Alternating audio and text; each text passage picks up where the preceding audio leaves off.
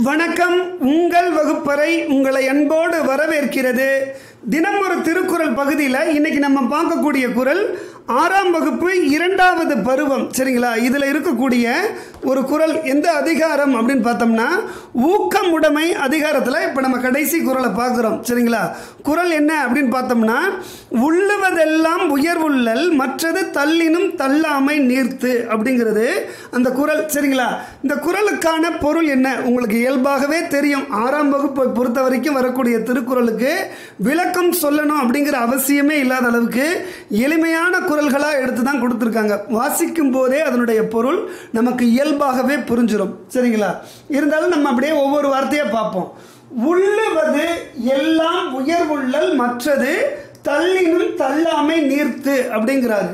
இந்த உள்ளுவது அப்படிங்கிற சொல்லுக்கு என்ன பொருள்னா, உள்ளுவது அப்படின்னா நினைப்பது, உள்ளத்தில் நினைப்பது தான் உள்ளுவது. சரிங்களா?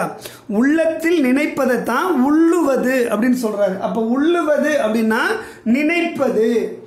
எல்லாம், எல்லாம்னா எல்லாம் தான், அனைத்தும். சரிங்களா? அப்ப நினைப்பது எல்லாம் உயர்வு. சரிங்களா? உயர்வாக நினைப்பது எல்லாம் உயர்வாக உள்ளல் அப்படின்னா நினைக்க. சரிங்களா? கருதுக அப்படின்னு அர்த்தம். உள்ளல் அப்படின்னா தொழில் பெயர் அப்படின்னு நினைச்சிடக்கூடாது. உள்ளல் அப்படிங்கிறது தொழில் பெயர் அப்படின்னு நினைச்சிடக்கூடாது. சரிங்களா? பொதுவா இந்த அல் விகுதியை பார்த்ததுமே அதை ஒரு தொழில் பெயர் அப்படின்னு நினைப்போம். அது தொழில் பெயர் அல்ல, அது ஒரு வியங்கோல் வினைமுற்று. சரிங்களா? வியங்கோல் வினைமுற்றை பொறுத்த வரைக்கும் கா, இய, இயர் இதை மட்டும்தான் நம்ம படிப்போம். வருக, செல்க இப்படியா படிப்போம். அது மட்டும் வியங்கோல் வினைமுற்று இல்லைங்க. இந்த அல் ஈற்று வியங்கோல் வினைமுற்று, அல்லுங்கிற ஈற்றையும் கொண்டு ஒரு வியங்கோல் வினைமுற்று இருக்கும். சரிங்களா? இப்போ உள்ளல் அப்படின்னு சொல்லலாம். சரிங்களா? உள்ளல் அப்படின்னு சொன்னோம்னா என்ன அர்த்தம் அப்படின்னா உள்ளுக அப்படிங்கிறது தான் அதோட பொருள். சரிங்களா? இப்போ உதாரணத்துக்கு வருக அப்படின்னு சொன்னாலும் வரல் அப்படின்னு சொன்னாலும் ஒரே பொருள் தான். சரிங்களா?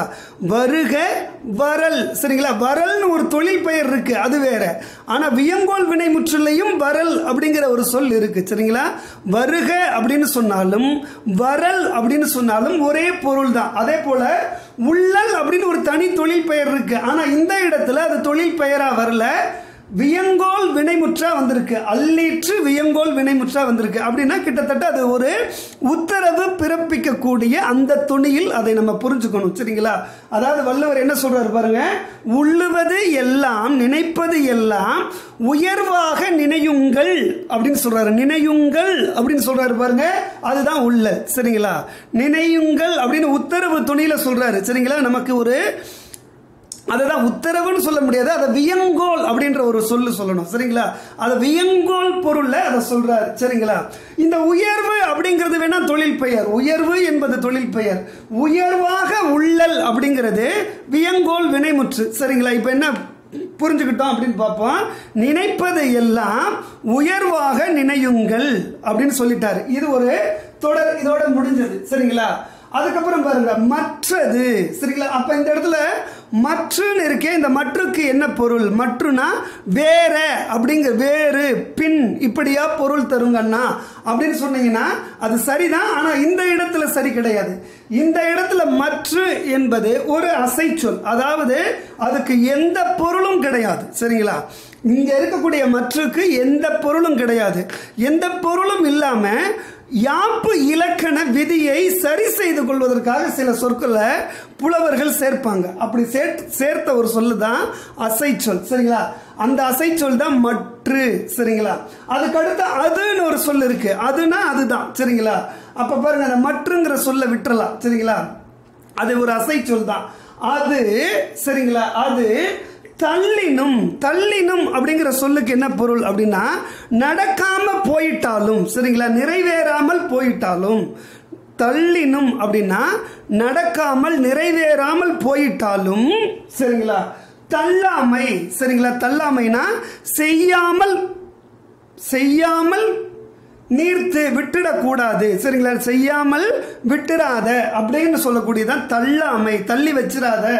நீர்த்து அப்படின்னா இயல்பு உடையது. சரிங்களா? இயல்பு உடையதுன்னு அர்த்தம். நீர்த்தினா இயல்பு உடையது. சரிங்களா? இந்த இடத்துல எப்படி பொருள் புரிஞ்சுக்கணும் அப்படின்னா தள்ளாமை, சரிங்களா, அதை தவற விடாமல் செய்ய அப்படிங்கிற பொருள்ல இந்த இடத்துல அது வருது. சரிங்களா, இப்போ உங்களுக்கு நல்ல பொருள் புரியும் பாருங்க. உள்ளுவது எல்லாம் உயர்வுள்ளல், நினைப்பது எல்லாம் உயர்வாக நினையுங்கள், அது தள்ளினும் தள்ளாமை நீர்த்து. சரிங்களா, அது நடந்தாலும் நடக்காட்டினாலும் அதை பற்றி நீ கவலைப்படாத. சரிங்களா, அது நடந்தாலும் நடக்காட்டினாலும் கவலைப்படாத.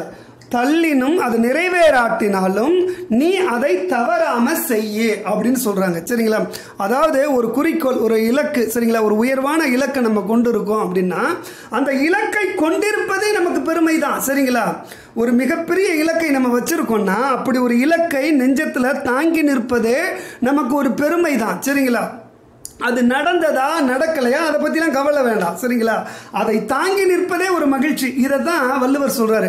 அது நடந்ததா நடக்காததா அப்படிங்கன்னு நீ கவலைப்படாத. சரிங்களா, அதை பற்றி கவலைப்படாத, உயர்வான இலக்கா வச்சிரு. சரிங்களா, உயர்வான விஷயத்தையே நினை. இங்க பாருங்க, உள்ளுவது எல்லாம் உயர்வுள்ளல், மற்றது தள்ளினும் தள்ளாமை நீர்த்து. ரொம்ப அருமையான ஒரு தகவல். அதாவது நமக்கெல்லாம் ரொம்ப மோட்டிவேஷன் தேவைப்படுது பாருங்க. நமக்கு எல்லாருக்குமே மோட்டிவேஷன் தேவைப்படுது. மோட்டிவேஷன்னா ஏதாவது ஒரு சினிமா பாடலை கேட்க வேண்டியது இருக்கு, ஏதாவது ஒரு பெரிய விளையாட்டு வீரர்களுடைய வரலாறை படிக்க வேண்டியது இருக்கு, இப்படி நிறைய இருக்கு பாருங்க. திருக்குறள்ல இல்லாத மோட்டிவேஷன் இல்லை பாருங்க. எவ்வளவு பெரிய விஷயத்தை சர்வ சாதாரணமா சொல்லிட்டாரு பாருங்க. உள்ளுவது எல்லாம் உயர்வுள்ள, மற்றது தள்ளினும் தள்ளாமை நிறுத்து. நடக்குதா நடக்கலையான்ற கவலையெல்லாம் வேண்டாம். நீ தாங்கி நிற்கக்கூடிய இலக்கு மிகப்பெரிய இலக்கா இருக்கணும் அப்படிங்கிற ஒரு அருமையான செய்தியை சொல்றாங்க பாருங்க. சரிங்களா, இந்த குறள் உங்களுக்கு தெளிவா புரிஞ்சிருக்கும் அப்படின்னு நான் நம்புறேன். சரிங்களா, இதே மாதிரி இன்னொரு அருமையான குறளோட உங்களை நாளைக்கு சந்திக்கிறேன். அது வரைக்கும் நன்றி, வணக்கம்.